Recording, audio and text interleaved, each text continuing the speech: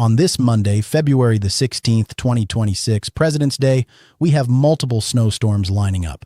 And I do not say that lightly. Right now, the Sierra Nevada is getting hammered by a major winter storm.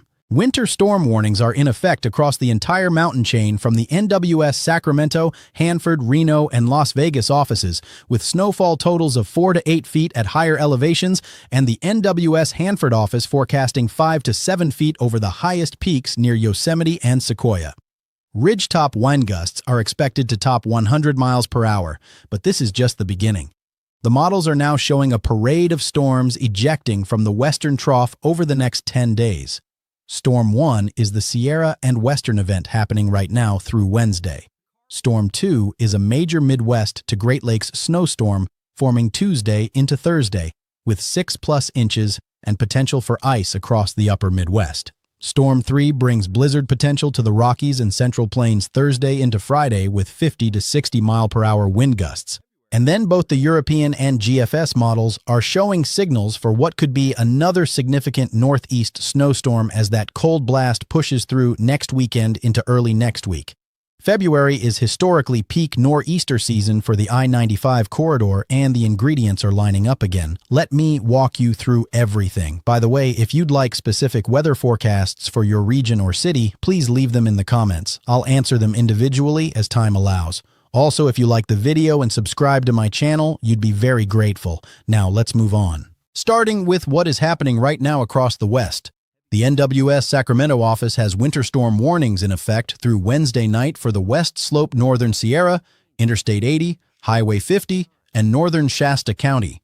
They are forecasting 4 to 8 feet at higher elevations, 1 to 2 feet at 2,500 to 3,500 feet, and up to a foot down to 1,500 feet. Snow levels are dropping through the event and could reach as low as 750 feet across parts of the coastal range and Shasta County by midweek. The NWS Hanford office warns of 3 to 5 feet above 6,000 feet and 5 to 7 feet over the highest peaks, with gusts up to 60 miles per hour. NWS Reno says 3 to 5 feet along the Sierra Crest, 1 to 3 feet in the valleys including Tahoe, and snowfall rates could hit 2 to 3 inches per hour Tuesday into Tuesday night. On the eastern Sierra slopes, the NWS Las Vegas office warns of over 3 feet above 8,000 feet with 70-mile-per-hour gusts. Lake Tahoe is getting buried. Palisades Tahoe and Heavenly have fresh powder, but upper lifts are closed from wind. Donner Pass and I-80 are shut down. Highway 50 over Echo Summit faces closures. Families who tried to get to Truckee for the President's Day weekend are stranded. SFO is canceling flights. Reno's airport faces an 80% plus chance of 2 feet of runway accumulations through Wednesday morning. Yosemite, Sequoia, and Kings Canyon National Parks are in the warning zone. The message from every NWS office is the same. If you do not need to be in the Sierra, do not go. On top of all the snow, we have a rare severe weather threat for California today. A potent upper trough with a 100+ knot mid-level jet is moving across Southern California. The SPC says strong thunderstorms may impact coastal Central and Southern California this afternoon and evening, producing locally damaging wind gusts over 50 knots and perhaps a brief tornado from waterspouts moving onshore. The marginal risk extends from San Diego through Los Angeles, Santa Barbara, and up into the Sacramento Valley. Do not be surprised if tornado warnings pop up near Los Angeles today.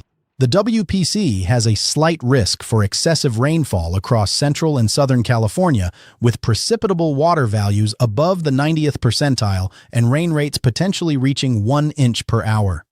Burn scar areas in Southern California are especially vulnerable to flash flooding and debris flows. Los Angeles is the hotspot for today's severe threat. San Diego sees heavy rain and gusty winds.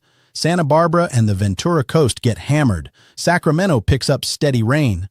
San Francisco and the Bay Area see rain today with stronger cells possible Tuesday as a secondary cold trough digs in, bringing 500 millibar temperatures around -35 Celsius, cold enough for small hail and gusty winds near the coast.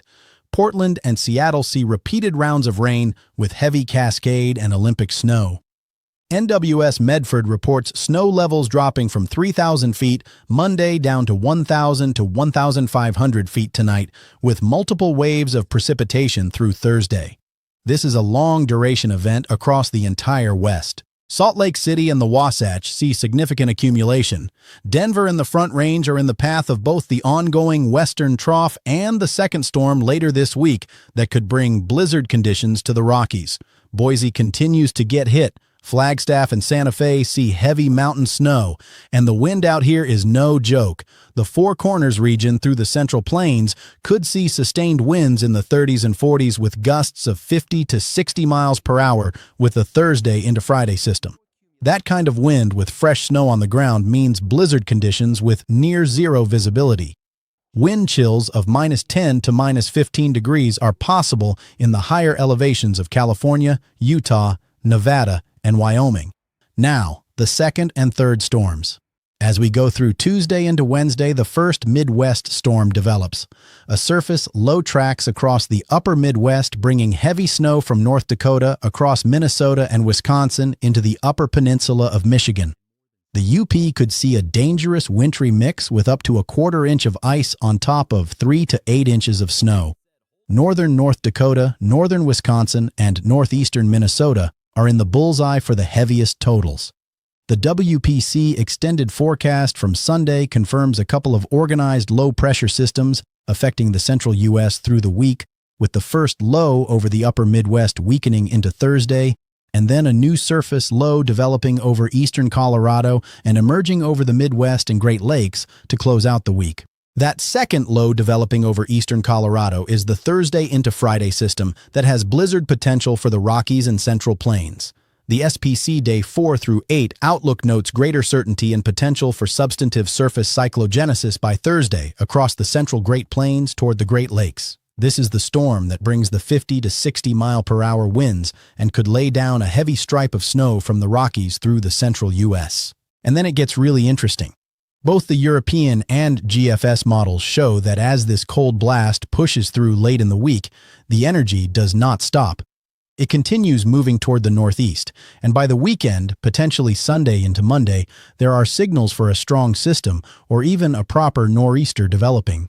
The GFS has been showing a wide swath of snow from the mid-Mississippi Valley through the Ohio Valley and into the northeast, with freezing rain and ice on the south side. The European model shows something similar. This is still past 6 days out and the details will shift, but the trend has been consistent across the last several model runs. After a winter that has already produced one deadly historic storm and a Carolina bomb cyclone, this pattern continues to threaten. CNN's analysis notes that February is peak nor'easter season for the I-95 corridor, and this has been one of the 5 coldest winters for several East Coast cities. Minneapolis could see 6+ inches from the Tuesday into Wednesday system. Fargo and Grand Forks are in the heavy snow zone for both the first and second storms. Green Bay and Marquette face snow and ice. Chicago reaches the 60s on Wednesday from the warm sector before the cold blast arrives, and there is a Day 3 general thunderstorm risk for Iowa, Wisconsin, and Illinois. Thunder in the Midwest in February. That tells you how extreme this setup is.